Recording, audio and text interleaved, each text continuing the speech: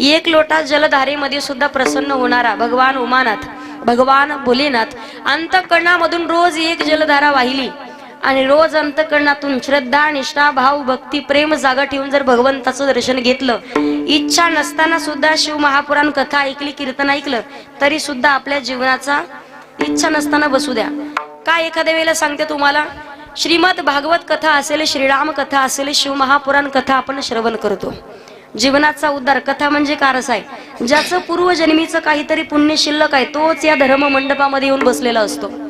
जसं उदाहरणार्थ आपण जर बर्फाचा गोळा पाहिला, बर्फाचा गोळा एखाद्याच्या डोक्यावर ठेवला तर तो म्हणता का वा किती ऊन गरम लागते, वाटतं का तसं? बर्फ जर हातात घेतला तर थंड लागतो, तो त्याचा गुणधर्म सोडत. विस्तवावरती पाऊल पडला, चटका द्यायचा, तो त्याचा गुणधर्म सोडतो का? तसे शिव महापुराण कथा कीर्तन ऐकल्याच्या नंतर जीवनाचा उद्धारच होणार आहे. कथा आणि कीर्तन स्वतःचा गुणधर्म कधी सोडत नाहीत. फक्त या ठिकाणी येऊन अंतःकरणामधून भगवंताला समर्पण करायचे, कारण जगाच्या मालकाला समर्पण केल्याशिवाय भगवंताची प्राप्ती नाही. ज्या वेळेला तुम्ही शिव महापुराण कथेमध्ये कथा ऐकली असेल, सगळ्यात पहिले शौनकादिक महामुनी सूत महाराजांना विचारतात, महाराज जीवनामध्ये आयुष्यभर ज्यांनी पाप कर्म केलंय, कधी चांगलं कर्म केलं नाही, लोकांचं वाटोळं करून सुद्धा लोकांना लुबाडून ज्यांनी प्रॉपर्टी, धन, बंगला सगळ्या काही गोष्टी कमवल्यात, अशी एखादी कथा एक आहे ना म्हणे. सगळ्यात पहिले सांगितली जाते देवराज नावाचा ब्राह्मण. देवराज नावाच्या ब्राह्मण, फक्त नावानं ब्राह्मण. ब्राह्मण म्हटलं की आपण कोणतेही शुभ कार्याची सुरुवात करायची असेल तर ब्राह्मणाच्या हातनं करतो, बरोबर की नाही? अगोदर मंत्र उच्चार त्यांच्याकडून करून. ब्राह्मण म्हटलं की त्रिकाल संध्या लागते, सकाळी, दुपारी, संध्याकाळी 3 वेळेला संध्या केल्याशिवाय, देवाचं भजन केल्याशिवाय तो ब्राह्मण नाही. देवराज नावानं ब्राह्मण होता, पण मुळात ब्राह्मणाचा एकही गुणधर्म त्याच्या जीवनात नाही, त्याच्या अंगामध्ये नाही. जेवढा सज्जन ब्राह्मण पाहिजे तेवढाच दुर्जन असा एकही गुण नाही की त्याच्या अंगात नाही.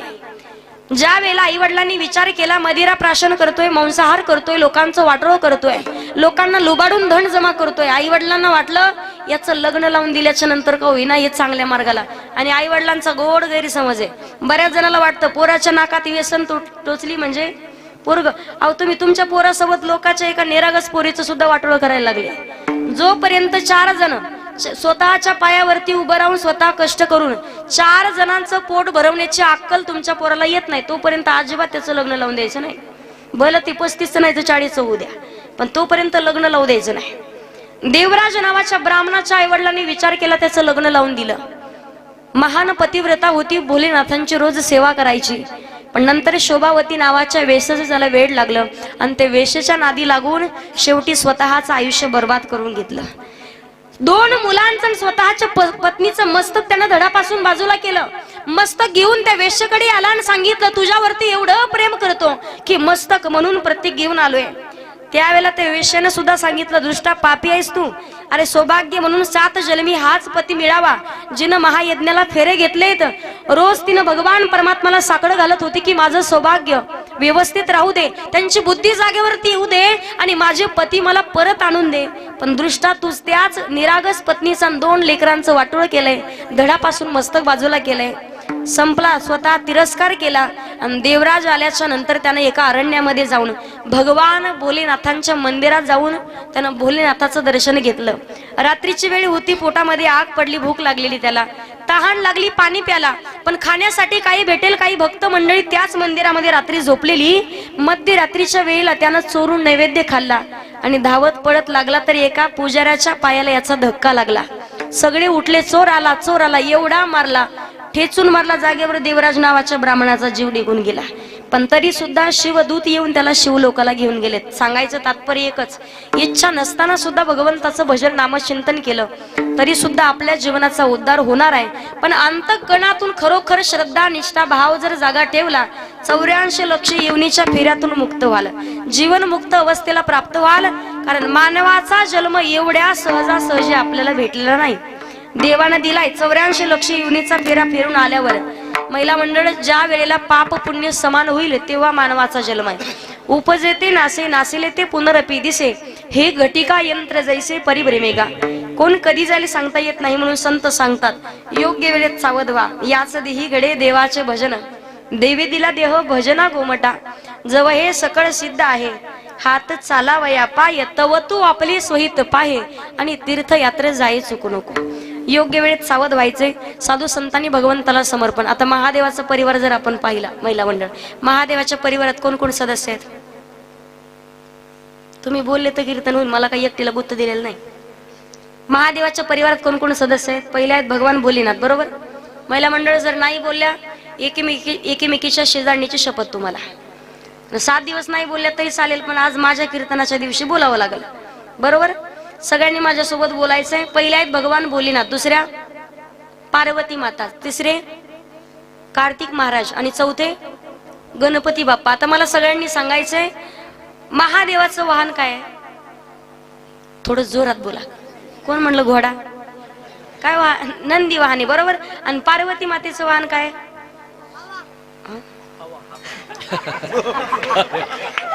धन्य माता पिता तयाचे. असो, पार्वती मातेचं वाहन काय? वाहक, बरोबर. कार्तिक महाराजाचं वाहन काय? मोर. आणि गणपती बाप्पाचं वाहन उंदीर. आता मला खरं खरं सांगा सगळ्या जणांनी, टेकाळे दादा, संध्याकाळच्या वेळेला या सगळ्यांचे वाहन जर एका हॉलमध्ये घातले, सकाळी दिसतील का? पूर्ण विसंगती परिवारात. पण महादेवाच्या परिवारात भांडण झालेलं तुमच्या कानापर्यंत कधी आलंय का? काना या परिवाराचा रिंग मास्टर गणपती बाप्पा आहे. सुख करता, दुःख हरता, वार्ता विघ्नाची नुरवी. विघ्नाच्या वार्तेचं निवारण करणारा गणपती बाप्पा. मग ज्या घरामध्ये गणपती बाप्पाचं पूजन केलं जातं, गणपती बाप्पाचं वाहन उंदीर, उंदिराला उद्योग बनतात, त्या घरात कधीच उद्योगाची कमतरता नसते आणि अखंड धनलक्ष्मी त्यांच्या घरात नांदत राहते. साधू संतांनी सुद्धा भगवान परमात्माला समर्पण केलंय. जगाच्या मालकाला समर्पण केल्याशिवाय भगवान परमात्माची प्राप्ती आपल्या जीवनात कधीच होत नाही. भगवंताला समर्पण करायचंय. आपण तर म्हणतो देव माझा आहे, पण देवानं म्हटलं पाहिजे हा भक्त माझा आहे, तेव्हा आपली भक्ती सफल झाली. हम तुम्हारे थे प्रभु जी, हम तुम्हारे हैं, हम तुम्हारे ही रहेंगे, वो मेरे प्रियतम. भगवंताला म्हणायचंय तेरे कारण सब जग छोड़ा, तुम संग नाता जोड़ा. एक बार प्रभु बस ये कह दो, तू मेरा मैं तेरा, साची प्रीत की रीत निभा दो, वो मेरे प्रियतम. साधू संतांनी समर्पण केले म्हणून जगाचा मालक नामदेव कीर्तन करी, पुढे देव नाचे पांडुरंग. नाचला एवढंच मर्यादित नाही, नामदेवा हाती दूध प्याला किंवा नोहे हा सामान्य महिमा संताचा, आणि नैवेद्य हातीचा मूर्तिजेवी. प्रत्येक संतांचा अधिकार वेगळा आहे. साधू संतांनी भगवंताला समर्पण केलंय. विचार जर केला, वारकरी संप्रदायाचं नाक आणि कळस ज्यांना म्हटलं जातं जगद्गुरु तुकोबराय, तुकोबरायांचा अधिकार. मंदिर किती सुंदर बांधा, पण मंदिराची सुंदरता मंदिराच्या बोला कळसावरून, बरोबर. मंदिराची सुंदरता मंदिराच्या कळसावरून आहे, तशी माणसाची सुंदरता माणसाच्या नाकावरून. नाकाला जेवढा शेंडा जास्त तेवढा माणूस दिसायला. तुम्ही एकीमेकीच्या नाकाकडे पाहू नका, आणि माझ्या तर अजिबात नाही पाहायचं ना. आपल्या नाकाला शेंडा नाही. नाकाला शेंडा असेल तर माणूस शोभून दिसतं. महिला मंडळ मला सांगा, एवढी एवढीसं नाक असेल, भली मोठी नथ असेल, आणि माता मौलांनी विचारा ठोंबरे टाकळीमध्ये, पाप्याचा बाप अहो कशी दिसते, मालकाला माहिती अख्ख्या टाकळीत आपलंच भूते, पण तरी सांगत नाही. पप्याची माय, अगं अख्ख्या गावात तुझ्यासारखी बाई नाही. नाकाला शेंडा असावा तर बाई शोभते, बरोबर की नाही. साधी मुलाला मुलगी पाहायची असेल तर लोक म्हणतात पप्याचे पप्पा, अहो पप्याला पोरगी पाहायला जा, पण अगोदर नाका डोळ्यात पहा. तुमच्याकडे पाहतात का पोरी ठोंबरे टाकळी भेटतात का? आताच येणाऱ्याला कथा झाली पा. महिला मंडळाचा विषय चालला होता म्हणे कमीत कमी 50-60 निघते बिना लग्नाची. भानगड तसे झाले, कुठे गेले तर लोक आम्हाला म्हणतात तुमच्याकडे आहे का एखादी, तुमची तिकडे एखादी हे. म्हणलं आमच्या गावातली 50 राहिलेत. गावागावात टेम्पो ज्यांचे रखडले त्यांचं अवघड आहे. परवा दिवशी एक मुलगा मला म्हणे ताई एखादी पोरगी पा. म्हणलं दादा वय किती? म्हणलं 42. म्हणलं 8 वर्षासाठी आता कशाला बट्टाला होतो. गावागावात निघायला लागले पा. नाकाला शेंडा असेल तर महत्व. आता म्हणतात कशी असू द्या, पहिल्या काळात म्हणायचे नाकाला शेंडा पाहिजे, बरोबर. महिला मंडळ, नाकाला शेंडा असावा, नाकाला धार असावी, फक्त धार नसावी. नाकाला धार असावी, फक्त धार. नाही तर काही काही जणांना 12 महिने पाऊस काळा चालू असतो. हाय का तुमची सर्दी वेगळी ते काय दादा, सर्दी वेगळी पिकलेली सर्दी वेगळी. ती माता माऊल्यांना घोटाळा माहिती असतो काय. आणि जिला पिकलेली सर्दी झाली तिने कधी भाकरी करायच्या? कधीच नाही करायच्या. नाकाला शेंडा पाहिजे. वारकरी संप्रदायाचा नाक जगद्गुरु तुकोबरा आहेत आणि तुकोबऱ्यांचा अधिकार माझी मज झाली अनावर वाचा छंद या नामाचा गीता तुलनेशी ब्रह्म तुकासी आले म्हणून रामेश्वरे शरणी मस्तक ठेवले. जगद्गुरु तुकोबऱ्यांचा अधिकार आहे. जे श्रीमंतही आहेत, जे संतही आहेत आणि जे शांत आहेत, एकनाथ महाराजांचा अधिकार. आपण जर पाहिलं त्रिवेणी संगम किती श्रीमंत आहेत. कावडीने पाणी जागरी चक्र पाणी वाहे. जगाचा मालक द्वारकेची मूर्त, द्वारकेची मूर्त, द्वारकेची मूर्त एकनाथा घरी पाणी वाहे हरी कावडी दे श्रीखंड्या चंदन, श्रीखंड्या चंदन, श्रीखंड्या चंदन उगाळोनी करी. एकनाथ महाराजांचा अधिकार आहे. किती श्रीमंती आहे. 36 वर्ष जगाच्या मालकानं कावडीनं पाणी व्हावं. त्याच्या पुढे नाथ महाराजांच्या घरातील देवाऱ्यातील देवतांना रोज पुरणपोळीचा नैवेद्य. आणि त्याच्या पुढे किती श्रीमंत. एकनाथ महाराजांनी काही अभंग लिहिले, काही गवळणी लिहिल्या, ज्ञानेश्वरीचं शुद्धीकरण केलं. नाथ महाराजांनी एकनाथी भागवत लिहिलं, पण सर्वसामान्य माणसाला लवकर कळावं यासाठी एकनाथ महाराजांनी भारुडाची निर्मिती केली. भारुड कळतात तुम्हाला. या शेजारणीनं बर नाही केलं ग बयो, मला पंढरीला नेलं ग बयो, मला पंढरीला नेलं ग बयो. दार गडवयात, दार गडवये, दार गडवयात दार. येडी म्हणतात मला, येडी म्हणतात, येडी म्हणतात मला येडी. सत्वर पावगे मला भवानी रोडगावा येईन तुला, रोडगावा येईन तुला भवानी रोडगाव. बारुड ऐकलं तुम्ही. एकनाथ महाराजांनी सर्वसामान्य माणसाला लवकर कळावं यासाठी भारुडाची निर्मिती केली. दुसरा गुण आहे संत. संत म्हणावं कुणाला, ज्यांच्या अंकित भगवंत, जगाच्या पाठीवर तेच खरे संत. आणि किती शांत. यवनंगावरी थुंकला प्रसाद देऊनी मुक्त केला. असा त्रिवेणी संगम ज्यांच्या जीवनामध्ये एकनाथ महाराजां ज्या वेळेला विचार करतात, साधक मंडळी विचारतात, महाराज तुम्ही आवड सांगतायत, भगवान परमात्माची आवड, जगाच्या मालकाची आवड. नाथ महाराजांनी जीवाची आवड, संताची आवड आणि विशेषतः भगवंताची आवड सांगितले. पण भगवान परमात्माला नेमकं काय आवडतं तेच अभंगाच्या पहिल्या चरणामध्ये एकनाथ महाराज सांगतात, आवडे देवासी तो एका प्रकार नामाचा उच्चार रात्रंदिवस. एकनाथ महाराज आवड सांगतायत. भगवान परमात्माला आवडतं. काय आवडतं. अखंड भक्तानं नामचिंतन केलेलं. आता आवड जर आपण प्रत्येकाची पाहिली, बहु सगळ्या जणांना, सर्व मंडळीला, पुरुष मंडळी, महिला मंडळी सगळ्यांना जर विचारलं तुमची आवड काय, प्रत्येक जण सांगेल 99% लोकांना संसार आवडतो. पारमार्थिक श्रीमंती किती आणि प्रापंचिक श्रीमंती किती असं जर विचारलं, लोकांची सगळ्यात जास्तीत जास्त प्रापंचिक श्रीमंती जास्त असणार आहे. गाड्या, बंगले, प्रॉपर्टी, लोक किती श्रीमंत असू द्या, 500च्या नोटा खिशात असू द्या, पण देवाचं दर्शन घेण्यासाठी मंदिरात गेलं तर 10 रुपयाची नोट सापडत. 500 रुपयाची नोट आपण लवकर. भगवंताला प्रत्येकाला आवडतो प्रपंच संसार प्रत्येकाला. बरं आवड आहे आपली त्यामध्ये, मग त्यामध्येच आपल्याला सुख समाधान आनंद भेटतो का. बोला ना. माणसाला 4 गोष्टी आवडतात. या गोष्टीसाठी माणूस आयुष्यभर झटत राहतो, पूर्ण आयुष्य बर्बाद करतो. 1, 2, 3 आणि 4. 1 आवडती पत्नी, 2 मुलं, 3 खोल्याचं घर आणि 4 चाकी गाडी. बस एवढं प्राप्त करण्यासाठी सगळं आयुष्य बर्बाद करतो, आयुष्य वेचतो आपण. साधू संतांचा विचार केला तर संताची आवड आहे.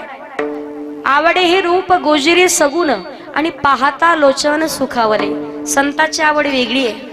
आपली जर आवड पाहिली आपण, प्रत्येक जणाला आवडतो स्वतः संसार. जीवाची आवड वेगळी आहे. जीवाची आवड म्हटलं तर लहान लेकराची आवड वेगळी, महिला मंडळाची आवड वेगळी, पुरुष मंडळीची आवड वेगळी. आता लहान लेकराला आवडतं काय. आवडतं पैसे मागायला आणि खोड्या करायला. खोड्या करता का नाही लहान लहान लेकर. तुमच्या लेकरांनी खोड्या करावं नवल नाही. भगवान परमात्मा खोड्या करतात. गोपिकांनी येऊन मैयाला सांगावं, यशोदे ग तुला येईल राग, तुझ्या कान्हाला काही तरी सांग ना ग. यशोदे ग तुला येईल राग. ज्या वेळेला मैयाला म्हणतात भगवान परमात्माच्या खोड्या करणं बंद होत नाहीत, म्हणून मैया म्हणतात खोड्या नको करू माझे बाबा हो, खोड्या नको करू माझे बाबा। भगवान परमात्माने सुद्धा खोड्या केल्यात। लहान लेकराला खोडी करायला आवडतं, पुरुष मंडळीला कडक इस्त्रीचे कपडे, कडक टोपी आणि लईच पांढरे केस झाले तर एक सूत्र टेकाळे दादा अजून सापडलं नाही मला। बऱ्याच दिवसाचं कोणाला विचारत ते करून कुठं जाऊ द्या तुम्ही, डाय कुठं करावा, डाय करू नका या मताची नाही, पण कुठं करावं याला काहीतरी मर्यादा। हनुमान महाराज अजून एक सापडलं नाही आपल्याला। इकडे डाय करणं ठीक आहे बरकुले काका, इकडं डायचं इथं काय कामी वानगड काय कळालं नाही आज इथं डाय। आणि किती डाय करू द्या, 15 दिवसात प्रकरण उघडकीस येतं। इकडून काळामध्ये नुसतं धोकं पडल्यासारखं होतं। मुंबई पुणे एक्सप्रेस हायवे इथली इतर रेंज नका लावू तुम्ही, आपण नंतर पाहू। माणसाला डाय करायला आवडतं, कडक इस्त्रीचे कपडे। महिला मंडळाची आवड विचारली तर प्रत्येकाची आवड वेगळी। महिला मंडळाला आवडतं साडी आणि कापूस वेचायला। सोनं आवडतं की नाही? संक्रांत जवळ आली की 15 दिवस अगोदर भांडे आपल्याला चालू करतात घरामध्ये। मालकाला समजून घ्यायचं या वर्षी काहीतरी मागते। ज्या वेळेला माता मौल्यांची आवड पाहिली, 65 वर्षाची म्हातारी मालकाला म्हणायची पप्याचा बाप अख्खा आयुष्य गेलं तुमच्या सोबत पण मला कधीच नाही केला फुटका, असं ती मालकाला म्हणी। मालकाला राग आला, दुकानात गेला, 100 रुपयात 1 किलो सोनं तुमच्याकडे आहे, ज्याला कसल्याच प्रकारचा टॅक्स नाही त्याचं नाव, आणि 1 किलो आणलं सोनं आणलं। ही बचत गटाची अध्यक्ष होती, बडबड करायची सवय। बाकीच्या 2-4 जणी मोठ्या घरच्या होत्या, विकास काका मोठ्या घरच्या होत्या। कोणाकडे 2 तोळे, कोणाकडे 3 तोळे, कोणाकडे 4 तोळे, कोणाकडे 6 तोळे ओरिजिनल सोनं। हिच्याकडे 1 किलो पण सगळं खोटं। मैत्रिणीच्या मुलीचं होतं लग्नाला निघाल्या, गाडी केली, 5 जणीत लग्नाला गेल्या। लग्न लागेपर्यंत चोरांचा डोळा रुसता यांच्या सोन्यावर। चोरांनी सोनं पाहिलं, चोर म्हणतात आजी सोनियाचा दिल, उड्या मारायला लागले, आनंद झाला। अशी आड रानात खांडवीच्या मध्ये आणि आपले टाकडी ठोंबरे टाकडीच्या मध्ये गाडी अडवली। चोरांनी रात्रीच्या वाजता ज्यावेळेला रात्री गाडी अडवली, चाकू दाखवला। सगळ्या जणी खाली उतरल्या, मोठ्या घरच्या होत्या। म्हणतात मंजुळाबाई राधा अक्का आपल्या पोराला 1.5 लाख रुपये पगारी, सोनं परत भेटेल पण जीव नाही भेटायचा। सगळ्यांनी सोनं काढून दिलं। अध्यक्षाचं खोटं होतं पण तरी सुद्धा देईना, अशी हाणली चोरांनी। मारायच्या बिनत दिलं काढून। आता मला सांगा आजी काढून दिल्या गवस की नाही, पण तोंड कुठं गवसतंय? चोराला म्हणते जा घेऊन जा, 100 रुपयात सगळं आणले। चोर म्हणे या बाईमुळे दिवस फुकट गेला म्हणे, खुशाला सांगते 100 रुपये। असे गेट पर्यंत गेले, तिथून परत आले, परत हाणली, भलं तोंड सुजेपर्यंत मार खाल्ला। आता मार खाल्ल्या तरी गवस की नाही, पण अध्यक्ष कुठं गवसती? ती म्हणते काय सांगू मुडद्यानी, हाणलं पप्याच्या बापापेक्षा कमीच हाणलं। कोणाला काय आवडेल सांगता येत नाही, आवड वेगळी आहे। महिला मंडळाची आवड वेगळी, म्हाताऱ्या माणसाची आवड वेगळी, जीवाची आवड संताला आवडत आहे। जीवीची आवडी पंढरपुरा नेनगुडी, संताची आवड आहे। जीवाची आवड जर पाहिली, कुणाला लेकरं आवडतात, कुणाला गाडी आवडते, कुणाला बंगला आवडतो, कुणाला जमीन आवडते। माता माऊल्यांचा विचार केला, सगळ्यांची आवडी वेगळी आहे। मुलं आवडू नयेत, लेकरं आवडू नये, संसार आवडू नये या मताची मी नाही। प्रपंच करावा पण संसारी असावे, असूनी नसावे, भजन करावे वेळोवेळा। प्रपंचात राहा, संसारात राहा, पण जीवेसारखं संसारात राहावं। आपण प्रपंच करत असताना पण राहावं पक्षासारखं, प्रपंचात राहावं कसं? एखाद्या मुलीनं दिवसभर जसा भातुकलीचा खेळ खेळावा, पूर्ण संसार पूर्ण प्रपंच उभा करावा। संध्याकाळच्या वेळेला जर आईनं आवाज दिला, दिवसभर थाटलेला संसार एका क्षणात पिशवीत भरते आणि आईच्या आवाजाच्या दिशेने निघते। प्रपंचात राहायचं तसं, प्रपंचात राहावं कमळासारखं। पाण्याशिवाय कमळ येत नाही, पण एका पाण्याच्या थेंबालाही पाकळीवरती ठेवत नाही। प्रपंचात राहायचं तसं। योग्य वेळेत सावध झाला तर भगवंताचं नामचिंतन कराल। नामचिंतन केलं तर तुकोबाराय सांगतात, सुख वसे तुझे पायी आणि मज ठेवी तये ठाई। विश्वातलं सर्व सुख कुठे असेल तर भगवान परमात्माच्या चरणाजवळ आहे। मग भगवंताला अखंड भक्तानं नामचिंतन केलेलं आवडतंय। तुम्ही म्हणाल ताई देवाची आवड पूर्ण केली तर आमचं काय? तयाच्या चिंतने निरसेल संकट, तराल दुर्गट। देवाची आवड पूर्ण करा।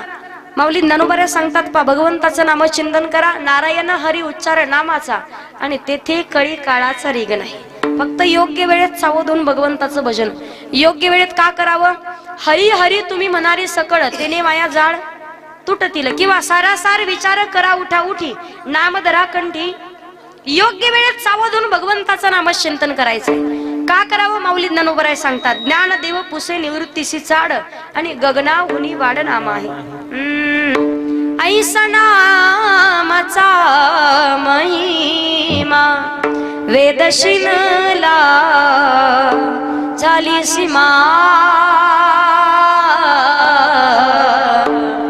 घेता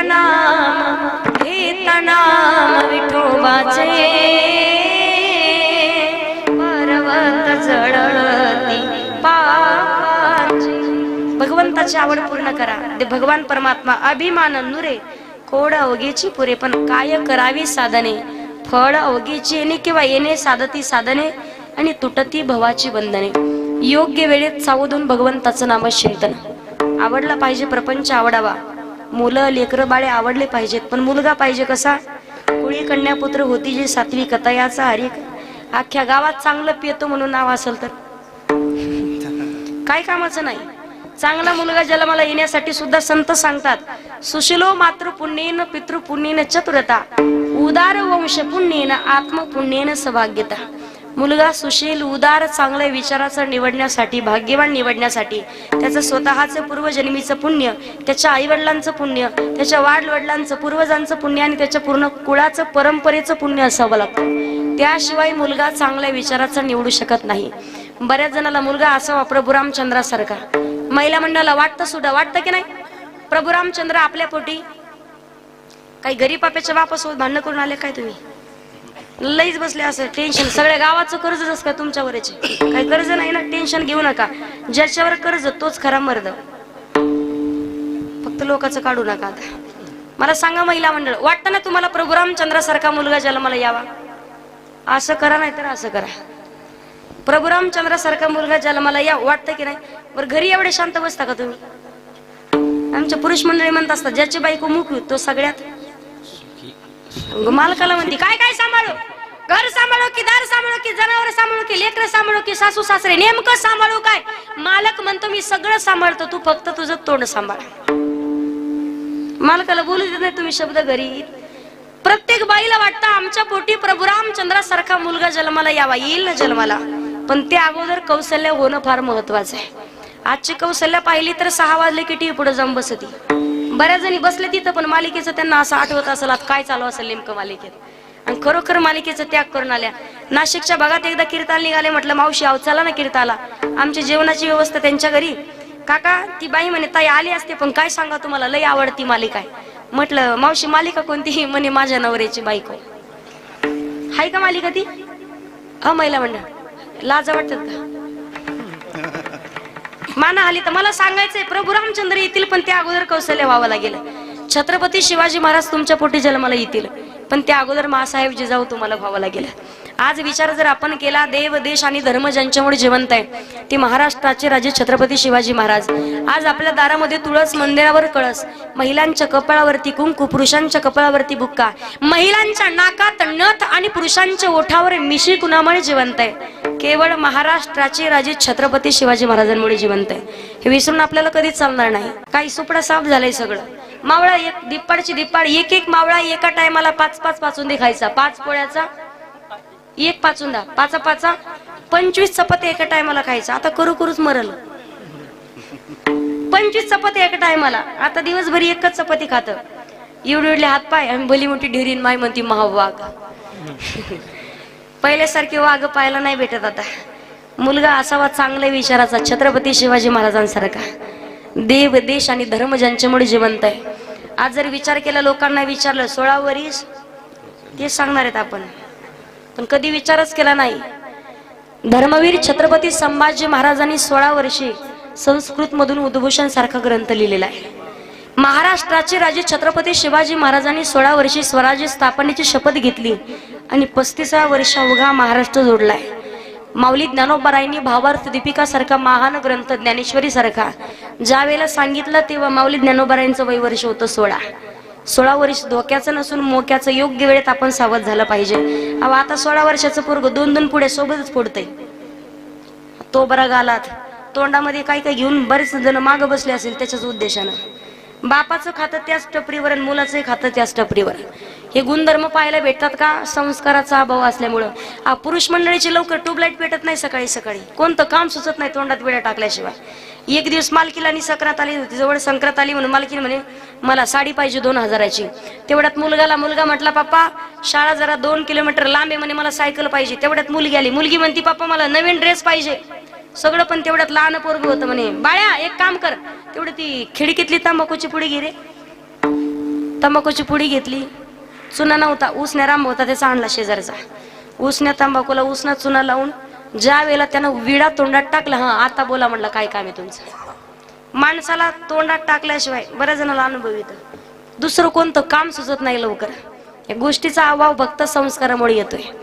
आज आपण पाहतो सगळ्यात मोठी दुर्दैवाची घटना जर म्हटलं, ज्या आई वडिलांनी स्वप्न पाहिलंय आपल्या जन्मदात्या मुलांनी शेवटच्या वेळेला आपल्याला अग्निदाग द्यावा, त्याच मुलांनी आपल्याला शेवटच्या वेळेला पाणी पाजावं, पण आज ज्यांना जन्म दिलाय त्याच मुलांचा अंत्यविधी ज्यांनी जन्म दिला त्या आई वडिलांना करावा लागतोय.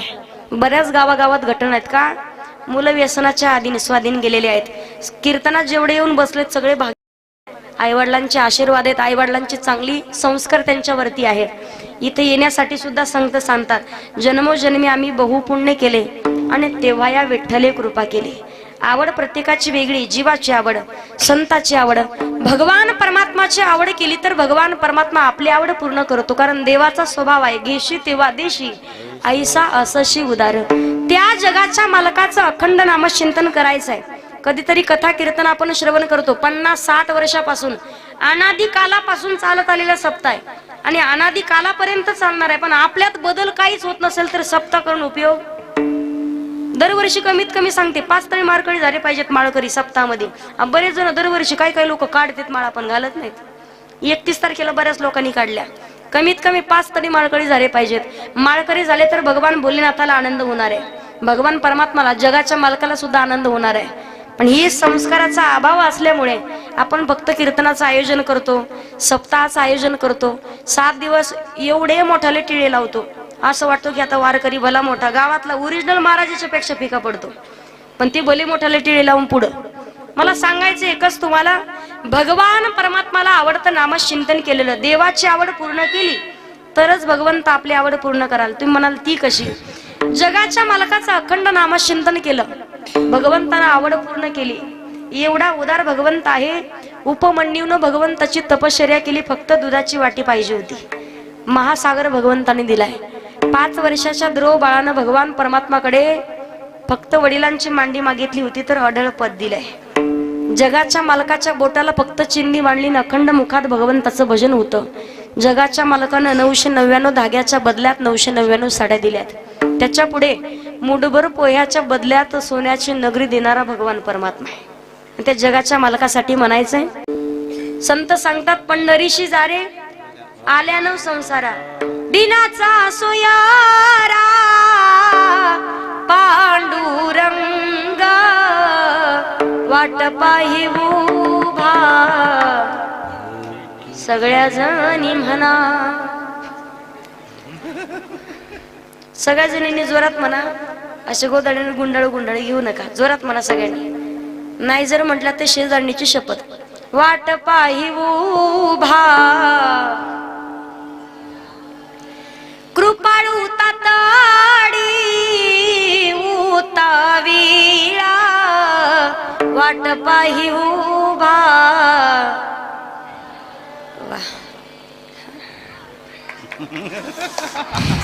आता आवाज निघालाय त्यांचा, तुमचा आता शिका आवाज. कीर्तन संपेपर्यंत अजून जोरात निघाल. एकदा तरी काय करायचं, कोण कोण पंढरपूरला गेले तिथे हात वर करा बरं जरा. पंढरपूरला कोण कोण? वा, बाकीचे दिंडी काढा लागते काही तुम्ही. जे गेली नाही त्यांनी कीर्तन संपलं बसा माझ्या गाडीत, फक्त सोडून येणार, परत आणायची बोली नाही. लोक इकडं माणसाला संसारात त्रास झाला की लोक आमच्याकडे. एक म्हातारी अशी कीर्तन संपलं माझ्याकडे आली, गळ्यात पण रडायला लागली. माझी झाले काय सांगवता येईल तुम्हाला, सुनलंय बेकार भेटली. म्हणलं काय करते नेमकी? माझ्या भाजीला तेल नाही, हांगाला लावायला 2 महिने झालं साबण नाही, 4 महिन्यापासून कपडे धुवायचे साबण नाही, पहा म्हणे पदराचा कसा वास येतो. म्हटलं सुन काही बाहेरच्या नातलं घातली, जवळची नाही का? काय सांगू ताई तुम्हाला, अहो सख्या भावाची केली. म्हटलं मग चला माझ्याकडे संस्था आहे 25-30 मुली, चला म्हटलं संस्थेत मुली सांभाळा. ताई आले असते पण तेवढा कापूस याचा राहिलाय, कापूस याच इकडेही सहन होत नाही, तिकडेही सहन होत नाही. एकदा तरी गळ्यात माळ घालून पंढरपूरची वारी करायची, कारण एकदा तरी पंढरपूरची वारी करायची. गळ्यात पवित्र तुळशीची माळ, मुखामध्ये भगवंताचं भजन. वारकरी त्याला म्हणतात ज्याच्या गळ्यात माळ आणि ज्याच्या मुखात भगवंताचं भजन आहे. काही काही वारकरी पहा तुम्ही जप करायला देवासमोर बसतात, पाटावरती बसलं, रामकृष्ण रे रामकृष्ण रे, बायकोला विचारतात झाला का ग चहा? रामकृष्ण रे जप चालू, मालकीन लागली चक्र मारायला समोर. याच्या लक्षात आलं बायकोला काहीतरी बोलायचं म्हणून यानं खुणवलं, तरी ती बोल ना. तेवढं त्याचा जप चालू, रामकृष्ण रे रामकृष्ण रे. हळूच म्हणतो बायकोला, अगं बोल बोल. ती म्हटली काय नाही पप्याचा बाप आहो, ते आपल्या बकऱ्याला गिराईक आलं तर केवढ्याला देऊ, काय विचारायचं होतं मग तुम्हाला. याचा जपाचा स्पीडच वाढला, रामकृष्ण रे रामकृष्ण रे. तो म्हणला एक काम कर, राधा अक्काची मंडा अक्काची रोज गहू ज्वारी बाजरी चोरून खाऊ घालत होती म्हणे, रोज लोकांच्या शिव्या खाल्ल्या, तुम्ही कशाला तुझ्या बकऱ्याचा व्यवहार करू, तूच बकरी विक आणि तुझ्याकडेच पैसे राहू दे म्हणे. पळतच गेली. हा बसला जप करायला, पण जप करत असताना याच्या डोक्यात विचार चक्र चालू झालं, हिला कोणी फसवणार तर नाही, अडाणी आहे, शिकलेली नाही, कमी तर पैसे भेटणार नाही. पण खिडकीतून पाय लागलं मोठ्यानं म्हणायचं रामकृष्ण रामकृष्ण राम. बायको म्हणली तुम्ही गुबानं जप करा, घरात बसा म्हणे, मी बरोबर बकरी विकते बरोबर पैसे, तुम्ही टेन्शन घेऊ नका. जप करायला बसलो, याचा जप चालू होता. पण तेवढ्यात चुलीवरती भलं मोठं पातेल भरून दूध तापत होतं. दूध गरम होत असताना 4 पायाचा बोक्या मिशात टाईट करून निघाला. याचा जप चालू, रामकृष्ण राम. बोक्या निघाला, बोक्याला फिश केलं. बोक्या म्हणला फिश कर नाही तर डिश कर, आज दुधाचा मालक मीच. जप चालू, रामकृष्ण रामकृष्ण रे. बोक्या दुधाच्या पातेल्याच्या जवळ गेला, तोच बोक्या दुधाच्या पातेल्यात मुंडकं घालणार. तेवढा टेकाळे दादा त्यानं तीच जपाची माळ घेतली जोरात, जशी माळ फेकली तशी ती माळ बोक्याच्या गळ्यात. बोक्या असा पळाला त्याच्याच बायकोच्या दोन्ही पायाच्या मधून. बायको म्हणती माय आता ही जपाची माळ तर पप्याच्या बापाच्या हातात होती, पण हा बोक्या कधी माळकरी झाला. आपली जपाची माळ जर बोक्याच्या गळ्यात जात असेल तर उपयोग योग्य वेळेत सावध होऊन भगवंताचं भजन. कारण रामाचं भजन तोपर्यंतच जोपर्यंत हा आत्माराम जागेवर आहे. ज्या दिवशी आत्माराम निघून जाईल, राम नाम. म्हणून संत तुलसीदासजी म्हणतात, बिनु सत्संग विवेक न होई, राम कृपा बिनु सुलभ न सोई. राम सिया राम जय जय राम. म्हणून सांगितलं योग्य वेळेत सावध व्हा. भजन करण्यासाठी ठाईचं वैसुनी करा एक चित्त. उठता बैसता काळ वेळ नाम, काळ वेळ नाम उच्चारिता नाही. काळ वेळ नाम काळ वेळ नाम उच्चारिता. दोन्ही पक्ष पायी उद्धरती. योग्य वेळेत सावध व्हा, भजन करा. तर किती वेळ राहिला आपला? कीर्तनाचा वेळ नाही विचारला मी, तुमच्या आयुष्याचा विचारते. कीर्तन बरोबर सोडते मी, तुम्ही नका टेन्शन घेऊ. ताई मला सोडणार, काळजी करू नका अजिबात. कोण कधी जाईल सांगता येतं का? बसलेत कीर्तनात काय काय म्हणतील, ताई करू भजन म्हातारपणी, क्षण भंगुर नाही बरवसा. अरे सावध सोडा माया आशा, काही नसले मग गळा पडेल फास सापडे, हुशार थोर आहे ओळसा का. राम राम स्मरा आधी का, नाशिवंत देह जाणार सकळ. का अगोदर नामचिंतन करायचे? शरीराची होय माती, शरीराची होय माती. माणसाचं आयुष्य क्या भरोसा है इस जिंदगी का, क्या भरोसा है इस जिंदगी का. साथ देती नहीं वो किसी का, क्या भरोसा है इस जिंदगी का, क्या भरोसा है इस जिंदगी का, क्या भरोसा है इस जिंदगी का. हम रहे ना मोहब्बत रहेगी, दास्तानी दुनिया करेगी. हम रहे ना मोहब्बत रहेगी, दास्तानी दुनिया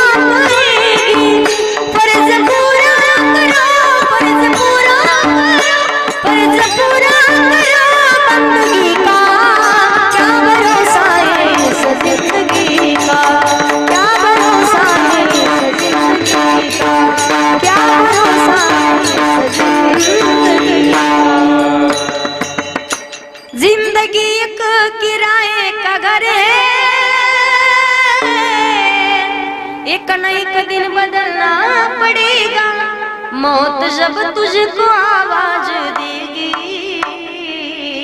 घर से बाहर निकलना पडेगा. पण योग्य वेळेत सावध होऊन नामचिंतन करायचंय. म्हातारपणी बरेच लोक म्हणतील ताई भजन म्हातारपणी बसलात कीर्तनात, पण कीर्तन संपेपर्यंत कोणाच्या छातीत चमकल सांगता येत कोण कधी सांगता येत नाही. पण सांगतात योग्य वेळेत सावध व्हा, कारण म्हातारपणी नाकमुख गळू लागले. ज्या भगवान परमात्मानं आपल्याला हा नरदेह दिलाय, कधीतरी त्या देवाचे धन्यवाद मानले पाहिजे. सुंदर असा प्रसंग आहे. एका बाबाच्या ज्यावेळेला हृदयाचं ऑपरेशन झालं, डॉक्टरांकडे गेले. 5 तास ऑपरेशन चालू होतं. ऑपरेशन पूर्ण झालं, डॉक्टर बिल घेऊन आले. डॉक्टरांनी सांगितलं 5 लाख रुपये बिल झालं. 5 लाख रुपये बिल झाल्याच्या नंतर म्हातारं जे होतं ना 65 वर्षाचं डसा रडायला लागलं. डॉक्टर साहेब म्हणतात का हो बाबा, तुमचे मुलं तुम्हाला सांभाळत नाहीत का? गरिबी आहे का? परिस्थिती नाजूक आहे का? पैसे नाहीत का तुमच्याकडे? बाबांनी उत्तर दिलं, डॉक्टर साहेब 5 लाख रुपये काय मागता? एवढी श्रीमंती, एवढी प्रॉपर्टी आहे, या क्षणाला 50 लाख मागितले तरी देऊ शकतो, पण रडताय का? त्या म्हाताऱ्याने डॉक्टर साहेबाला उत्तर दिलं, डॉक्टर साहेब फक्त 5 तास तुम्ही माझं हृदय सांभाळलं तर 5 लाख रुपये मागतायत. 65 वर्षाचं झालोय, पण जगाच्या मालकानं अजून 5 रुपये नाही मागितलेले मला. त्या भगवान परमात्माचे धन्यवाद कसे मानू याचा विचार पडतो. कधीतरी जगाच्या मालकाचे धन्यवाद आपण मानले पाहिजे. जे भगवान परमात्मासाठी नरदेह. एका वेळेला एकनाथ महाराज पहा, तसे दरवेळेलाच पंढरपूरला जायचे. पण एकदा पंढरपूरला गेले, चंद्रभागेत स्नान केलं. त्या घाटामध्ये लोक पाहिले, घाटातले लोक पाहिले, कोणाला हात नव्हते, कोणाला पाय नाही, कोणाला डोळा नाही, कोणाला मुख आहे, तोंडाने पण बोलता येत नाही. प्रत्येकाची काही ना काहीतरी अवस्था झालेली आहे. अतिशय सुंदर असा अभंग आहे. एकनाथ महाराज भगवान परमात्माची आवड सांगतायत. आवड जर आपण पाहिली, जीवाची आवड, संताची आवड आणि भगवंताची आवड. या महाराष्ट्राच्या मातीमध्ये अनेक संत मंडळी जन्माला आली आहेत, पण प्रत्येक संतांचा अधिकार मात्र वेगळा आहे. म्हणून ज्ञानदेवी रचिला पाया, उभारिले देवालया, नामातयाचा किंकर, जेने केला हा विस्तार. जनार्दन एकनाथ खांब दिला भागवत, बहिणी म्हणे फडकविती ध्वजा, आणि निरूपण केले ओझा. वारकरी संप्रदायामध्ये प्रत्येक संतांचा अधिकार वेगळा आहे. म्हणून म्हणतात पवित्र तिकुळा पावन तू देश, पवित्र तिकुळा पावन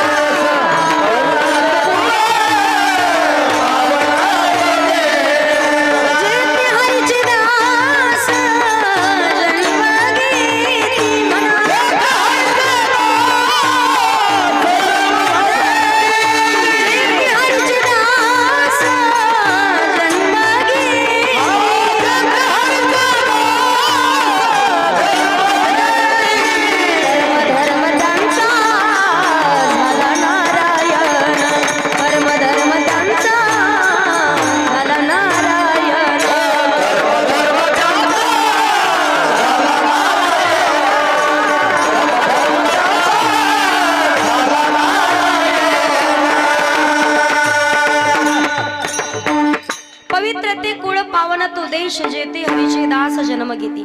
प्रत्येक संतांचा विचार केला तर साधू संतांनी भगवंताला समर्पण केलंय. आता शिव महापुराण कथा तुम्ही ऐकतायत. देवाला समर्पण केल्याशिवाय भगवंताची कृपा आपल्यावरती होत.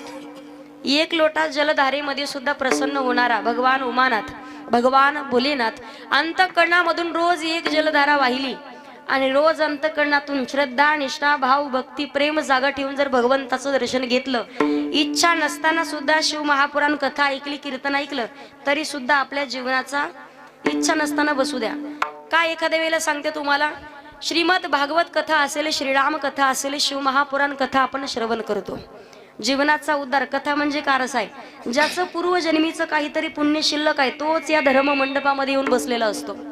जसं उदाहरणार्थ आपण जर बर्फाचा गोळा पाहिला, बर्फाचा गोळा एखाद्याच्या डोक्यावर ठेवला तर तो म्हणता का वा किती ऊन गरम लागते, वाटतं का तसं? बर्फ जर हातात घेतला तर थंड लागतो, तो त्याचा गुणधर्म सोडत. विस्तवावरती पाऊल पडला, चटका द्यायचा, तो त्याचा गुणधर्म सोडतो का? तसे शिव महापुराण कथा कीर्तन ऐकल्याच्या नंतर जीवनाचा उद्धारच होणार आहे.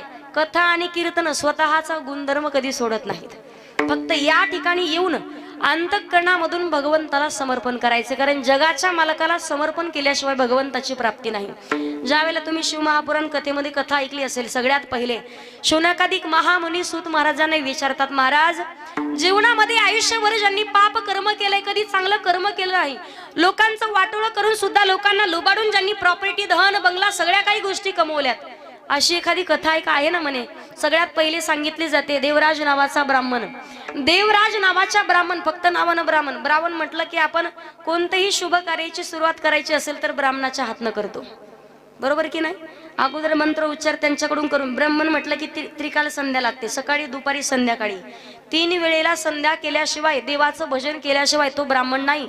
देवराज नावानं ब्राह्मण होता, पण मुळात ब्राह्मणाचा एकही गुणधर्म त्याच्या जीवनात नाही, त्याच्या अंगामध्ये नाही. जेवढा सज्जन ब्राह्मण पाहिजे तेवढाच दुर्जन असा एकही गुण नाही की त्याच्या अंगात नाही. ज्या वेळेला आई वडिलांनी विचार केला मदिरा प्राशन करतोय, मांसाहार करतोय, लोकांचं वाटोळ करतोय, लोकांना लुबाडून धन जमा करतोय, आई वडिलांना वाटलं याचं लग्न लावून दिल्याच्या नंतर का होईना हे चांगल्या मार्गाला. आणि आई वडिलांचा गोड गैरसमज आहे. बऱ्याच जणाला वाटतं पोराच्या नाकात व्यसन टोचली म्हणजे पोरग. अहो तुम्ही तुमच्या पोरासोबत लोकांच्या एका निरागस पोरीचं सुद्धा वाटोळ करायला लागले. जोपर्यंत 4 जण स्वतःच्या पायावरती उभं राहून स्वतः कष्ट करून 4 जणांचं पोट भरवण्याची अक्कल तुमच्या पोराला येत नाही, तोपर्यंत अजिबात त्याचं लग्न लावून द्यायचं नाही. भलं ती 35 नाही तर 40 होऊ द्या, पण तोपर्यंत लग्न लावू द्यायचं नाही. देवराज नावाच्या ब्राह्मणाच्या आई वडिलांनी विचार केला, त्याचं लग्न लावून दिलं. महान पतिव्रता होती, भोलेनाथांची रोज सेवा करायची. पण नंतर शोभावती नावाच्या वेश्याचं त्याला वेड लागलं आणि ते वेश्येच्या नादी लागून शेवटी स्वतःचं आयुष्य बर्बाद करून घेतलं. 2 मुलांचं स्वतःच्या पत्नीचं मस्तक त्यानं धडापासून बाजूला केलं. मस्तक घेऊन त्या वेश्येकडे आला आणि सांगितलं, तुझ्यावरती एवढं प्रेम करतो की मस्तक म्हणून प्रत्येक घेऊन आलोय. त्यावेळेला त्या वेश्याने सुद्धा सांगितलं, दृष्टा पापी आहेस तू. अरे सौभाग्य म्हणून 7 जन्मी हाच पती मिळावा. जिनं महायज्ञाला फेरे घेतलेत, रोज तिनं भगवान परमात्माला साकडं घालत होती की माझं सौभाग्य व्यवस्थित राहू दे, त्यांची बुद्धी जागेवरती येऊ दे आणि माझे पती मला परत आणून दे. पण दृष्टा तूच त्याच निरागस पत्नीचा 2 लेकरांचं वाटोळ केलंय, धडापासून मस्तक बाजूला केलंय. संपला, स्वतः तिरस्कार केला. आणि देवराज आल्याच्या नंतर त्याने एका अरण्यामध्ये जाऊन भगवान भोलेनाथांच्या मंदिरात जाऊन त्यानं भोलेनाथाचं दर्शन घेतलं. रात्रीची वेळ होती, पोटामध्ये आग पडली, भूक लागलेली, त्याला तहान लागली, पाणी प्याला. पण खाण्यासाठी काही भेटेल, काही भक्त मंडळी त्याच मंदिरामध्ये रात्री झोपलेली. मध्यरात्रीच्या वेळेला त्यानं चोरून नैवेद्य खाल्ला आणि धावत पळत लागला, तर एका पुजाऱ्याच्या पायाला याचा धक्का लागला. सगळे उठले, चोर आला, चोर आला, एवढा मारला, ठेचून मारला, जागेवर देवराज नावाच्या ब्राह्मणाचा जीव निघून गेला. पण तरी सुद्धा शिवदूत येऊन त्याला शिवलोकाला घेऊन गेलेत. सांगायचं तात्पर्य एकच, इच्छा नसताना सुद्धा भगवंताचं भजन नामचिंतन केलं तरी सुद्धा आपल्या जीवनाचा उद्धार होणार आहे. पण अंतःकरणातून खरोखर श्रद्धा निष्ठा भाव जर जागा ठेवला, 84 लक्ष येवनीच्या फेऱ्यातून मुक्त व्हाल, जीवन मुक्त अवस्थेला प्राप्त व्हाल. कारण मानवाचा जन्म एवढ्या सहजासहजी आपल्याला भेटलेला नाही, देवानं दिलाय. 84 लक्ष येवनीचा फेरा फिरून आल्यावर महिला मंडळ ज्या वेळेला पाप पुण्य समान होईल तेव्हा मानवाचा जन्म आहे. उपजेते नासे, नासिले ते पुनरपी दिसे, हे घटिका यंत्र जैसे परिभ्रमेगा.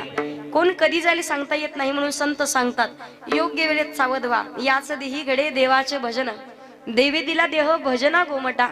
जव हे सकळ सिद्ध आहे, हात चालावया पाय, तव तू आपली सोहित पाहे, आणि तीर्थयात्रे जाई चुकू नको. योग्य वेळेत सावध व्हायचे. साधू संतांनी भगवंताला समर्पण. आता महादेवाचा परिवार जर आपण पाहिला, महिला मंडळ, महादेवाच्या परिवारात कोण कोण सदस्य आहेत? तुम्ही बोलले तर कीर्तन होईल, मला काही एकटीला बुद्ध दिलेलं नाही. महादेवाच्या परिवारात कोण कोण सदस्य आहेत? पहिले आहेत भगवान भोलेनाथ, बरोबर. महिला मंडळ जर नाही बोलल्या, एकीमेकीच्या शेजारणीची शपथ तुम्हाला. 7 दिवस नाही बोलल्या तरी चालेल, पण आज माझ्या कीर्तनाच्या दिवशी बोलावं लागेल, बरोबर. सगळ्यांनी माझ्यासोबत बोलायचंय. पहिले आहेत भगवान भोलेनाथ, दुसऱ्या पार्वती माता, तिसरे कार्तिक महाराज आणि चौथे गणपती बाप्पा. आता मला सगळ्यांनी सांगायचंय, महादेवाचं वाहन काय आहे? थोडं जोरात बोला. कोण म्हणलं घोडा? काय वाहन? नंदी वाहने, बरोबर. आणि पार्वती मातेचं वाहन काय?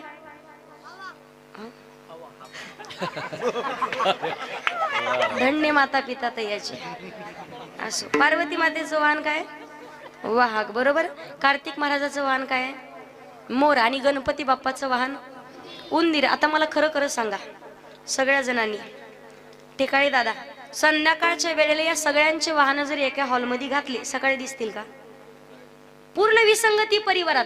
पण महादेवाच्या परिवारात भांडण झालेलं तुमच्या कानापर्यंत कधी आलंय का?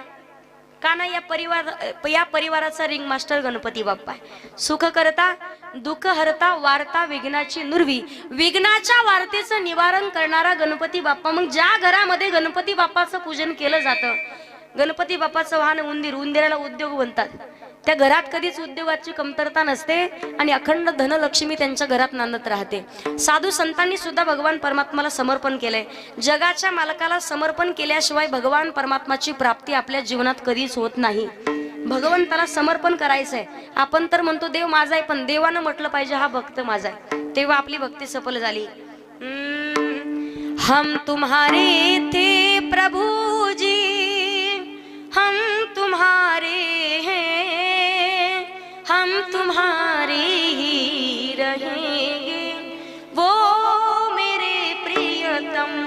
भगवंताला म्हणायचंय, तेरे कारण सब जग छोड़ा, तुम संग नाता जोड़ा, एक बार प्रभु बस ये कह दो, तू मेरा मैं तेरा, साच प्रीत की रीत निभा दो, वो मेरे प्रियतम.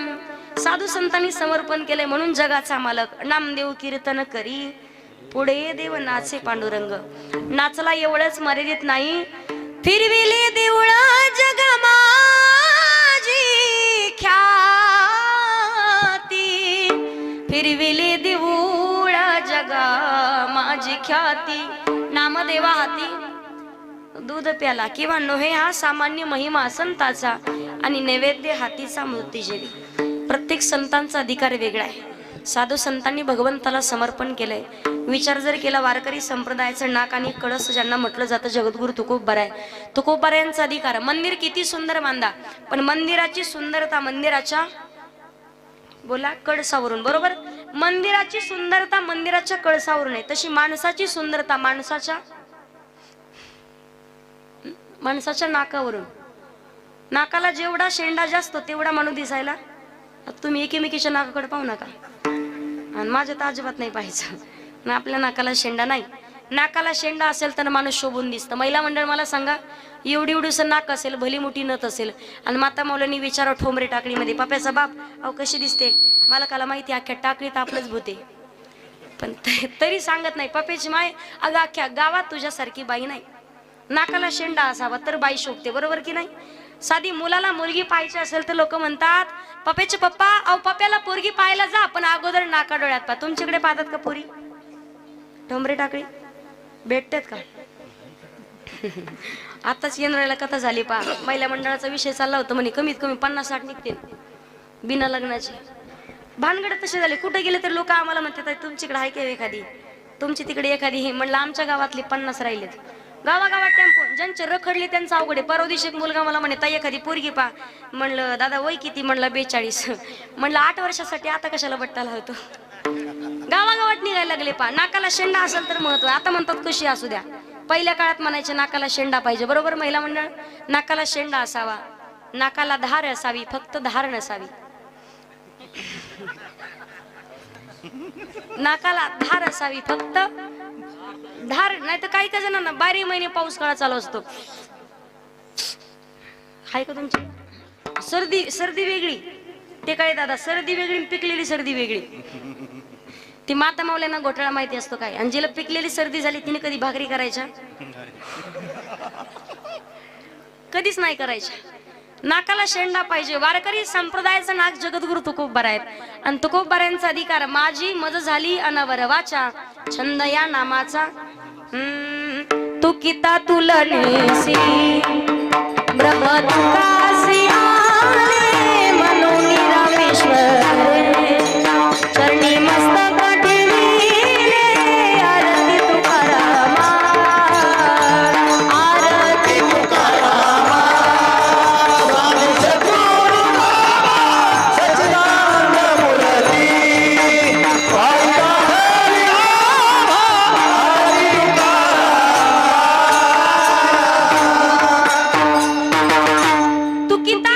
ऐसी ब्रह्म तुकासी आले म्हणून रामेश्वर चरणी मस्तक ठेवले. जगद्गुरु तुकोबा यांचा अधिकार आहे. जे श्रीमंतही आहेत, जे संतही आहेत आणि जे शांत आहेत, एकनाथ महाराजांचा अधिकार. आपण जर पाहिलं त्रिवेणी संगम किती श्रीमंत आहेत. कावडीने पाणी जागरी चक्र पाणी वाहे. जगाचा मालक द्वारकेची मूर्त, द्वारकेची मूर्त, द्वारकेची मूर्त एकनाथा घरी पाणी वाहे हरी कावडी दे. श्रीखंड्या चंदन, श्रीखंड्या चंदन, श्रीखंड्या चंदन उगाळोनी करी. एकनाथ महाराजांचा अधिकार आहे. किती श्रीमंती आहे. 36 वर्ष जगाच्या मालकानं कावडीनं पाणी व्हावं. त्याच्या पुढे नाथ महाराजांच्या घरातील देवाऱ्यातील देवतांना रोज पुरणपोळीचा नैवेद्य. आणि त्याच्या पुढे किती श्रीमंत. एकनाथ महाराजांनी काही अभंग लिहिले, काही गवळणी लिहिल्या, ज्ञानेश्वरीचं शुद्धीकरण केलं. नाथ महाराजांनी एकनाथी भागवत लिहिलं, पण सर्वसामान्य माणसाला लवकर कळावं यासाठी एकनाथ महाराजांनी भारुडाची निर्मिती केली. भारुड कळतात तुम्हाला. या शेजारणीनं बर नाही केलं ग बयो, मला पंढरीला नेलं ग बयो, मला पंढरीला नेलं ग बयो. दार गडवयात, दार गडवई, दार गडवयात दार. येडी म्हणतात मला, येडी म्हणतात, येडी म्हणतात मला येडी. सत्वर पावगे मला भवानी आई रोडगावा येईल तुला, रोडगावा येईल तुला भवानी आई रोडगाव. बारुड ऐकलं ना तुम्ही. एकनाथ महाराजांनी सर्वसामान्य माणसाला लवकर कळावं यासाठी भारुडाची निर्मिती केली. दुसरा गुण आहे संत. संत म्हणावं कुणाला. ज्यांच्या अंकित भगवंत, जगाच्या पाठीवर तेच खरे संत. आणि किती शांत. यमनंगावरी थुंकला, प्रसाद देऊनी मुक्त केला. असा त्रिवेणी संगम ज्यांच्या जीवनामध्ये एकनाथ महाराजांना ज्या वेळेला विचार करतात, साधक मंडळी विचारतात, महाराज तुम्ही आवड सांगतायत, भगवान परमात्माची आवड, जगाच्या मालकाची आवड. नाथ महाराजांनी जीवाची आवड, संताची आवड आणि विशेषतः भगवंताची आवड सांगितली. पण भगवान परमात्माला नेमकं काय आवडतं तेच अभंगाच्या पहिले.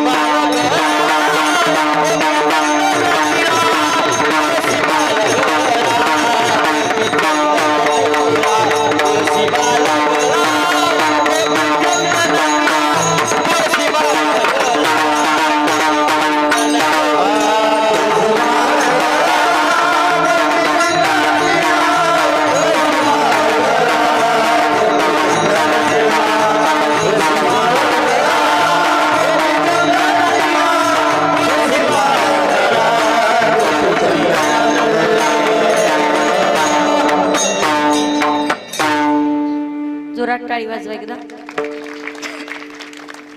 आपल्या चरणामध्ये एकनाथ महाराज सांगतात, आवडे देवासी तो एका प्रकार नामाचा उच्चार रात्रंदिवस.